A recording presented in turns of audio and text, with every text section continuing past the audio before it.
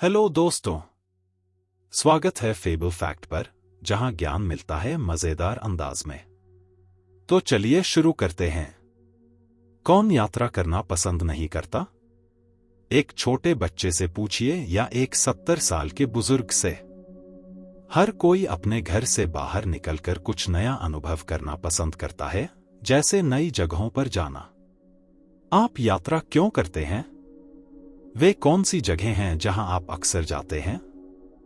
लोग विभिन्न कारणों से यात्रा करना पसंद करते हैं, जैसे परिवार से मिलने, दोस्तों के साथ समय बिताने, मनोरंजन के लिए, ज्ञान प्राप्त करने के लिए, रोमांच के लिए आदि। अधिकांश लोग स्विट्जरलैंड, कश्मीर, नैनीताल, थाईलैंड, लोनावला, गोवा जैसी दर्शनीय जगहों पर जाना पसंद करते हैं। कुछ तीर्थ यात्रा के लिए मथुरा, तिरुपति, अमृतसर, वेलंकानी, अजमेर शरीफ जैसी जगहों पर जाते हैं। क्या आप जानते हैं कि दुनिया में सबसे बड़ा तीर्थ यात्रा आयोजन 2019 में भारत में दर्ज किया गया था? जी हां, यह महाकुंभ मेला था, जिसमें 14 करोड़ लोग शामिल हुए थे। इस पाठ में हम लेखक विक्रम सेठ के साथ नेपाल के काठमांडू के 2 प्रसिद्ध तीर्थ स्थलों का अन्वेषण करेंगे। लेखक ने अपनी यात्रा को एक यात्रा वृत्तांत या ट्रैवलॉग के रूप में वर्णित किया है। क्या आप जानते हैं कि ट्रैवलॉग या यात्रा वृत्तांत क्या होता है? यात्रा वृत्तांत एक व्यक्ति के किसी अन्य देश या स्थान की यात्रा का विवरण है।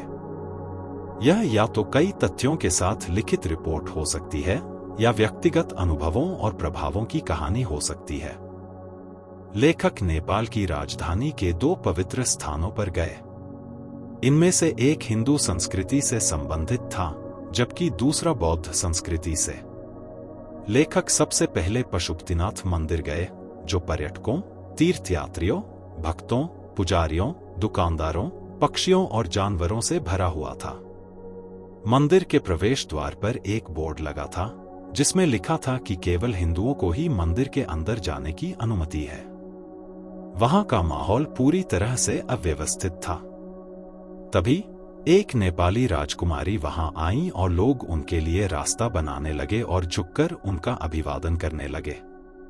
इसी बीच भगवा वस्त्र पहने विदेशी नागरिकों का एक समूह मंदिर में प्रवेश करने की कोशिश कर रहा था, लेकिन सुरक्षा गार्ड को यकीन नहीं हुआ कि वे हिंदू हैं। फिर लेखक ने 2 बंदरों को झगड़ते हुए देखा, जिनमें से एक दूसरे का पीछा करते हुए पूरे मंदिर और फिर पवित्र बागमती नदी तक चला गया। जानवरों को खेलते हुए देखना मजेदार और मनोरंजक होता है ना?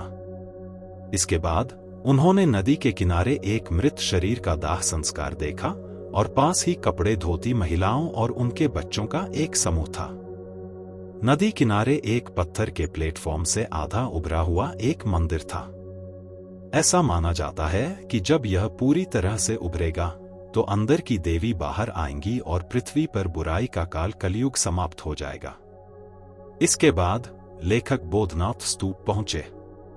यह मंदिर के माहौल के पूरी तरह विपरीत था।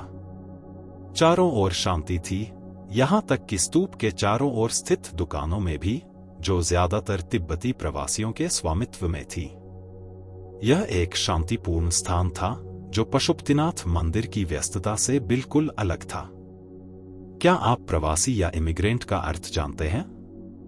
वे लोग जो किसी अन्य देश में स्थायी रूप से रहने के लिए आते हैं, प्रवासी कहलाते हैं।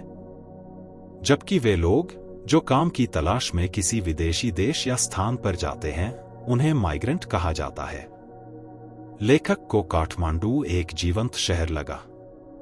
वहां फल विक्रेता, बांसुरी बेचने वाले, पश्चिमी सौंदर्य प्रसाधन बेचने वाले और नेपाली प्राचीन वस्तुएं बेचने वाले लोग थे। वहां रेडियो, गाड़ियों के हॉर्न, साइकिल की घंटियों और विक्रेताओं की आवाजों की कानफोड़ू आवाजें थीं। लेखक भी उस माहौल में खाने पीने की चीजें खरीदने में शामिल हो गए। अंत में उन्होंने घर लौटने का सोचा। अगर वह अपने सामान्य तरीके से यात्रा करने के लिए उत्साहित होते, तो वह सड़क, रेल, जल मार्ग से यात्रा करते और फिर घर पहुंचते। लेकिन वह बहुत थक चुके थे, इसलिए उन्होंने सीधे उड़ान से घर जाने का फैसला किया। जब वह होटल के पास पहुंचे जहां वे रुके थे, उन्होंने एक बांसुरी बेचने वाले को बांसुरी बजाते देखा। उसकी बांसुरियां हर दिशा में नुकीले कांटे से निकलती हुई दिख रही थीं, जिससे लेखक को पोर्क्यूपाइन की याद आ गई। उसके पास क्रॉस फ्लूट और रिकॉर्डर थे, जो अन्य प्रकार की बांसुरियों जैसे रीडने, शकुहाची बांसुरी से अलग थे। फिर भी इन सभी से लगभग एक जैसी ध्वनि निकलती थी। वह हमेशा बांसुरी की ध्वनियों से मोहित रहे, चाहे कोई भी प्रकार की हो। यह उन्हें मानवता की समानता की ओर खींचती थी। बांसुरी को भी रुककर सांस लेने की जरूरत होती है, तभी वह आगे चल सकती है। उन्होंने पहले कभी संगीत से इतना प्रभावित महसूस नहीं किया। इससे आपने क्या सीखा? निश्चित रूप से आपने यह सीखा होगा कि यात्रा हमें एक व्यापक दृष्टिकोण के साथ दुनिया को समझने में मदद करती है और हमारे आसपास की सभी चीजों की सराहना करने का नजरिया देती है। यात्रा के और क्या लाभ हैं? यात्रा हमें नई जगहों और लोगों से वास्तव में परिचित कराती है। यह हमें अन्य धर्मों, संस्कृतियों और उनके लोगों को महत्व देना सिखाती है। क्या यह हमें प्रकृति को देखने और उसकी सुंदरता व विविधता की सराहना करने का अवसर भी नहीं देती? यह हमें इसे सर्वोत्तम रूप में संरक्षित करने की आवश्यकता के बारे में भी जागरूक बनाती है। लेखक ने हमें अपनी नजरों से दुनिया को देखने और अनुभव करने का अवसर दिया और हमें दुनिया के बारे में शिक्षित किया। दोस्तों, अगर वीडियो पसंद आया तो लाइक करें, सब्सक्राइब करें और बेल आइकन दबाएं। अपने विचार कमेंट में जरूर बताएं। मिलते हैं अगली वीडियो में।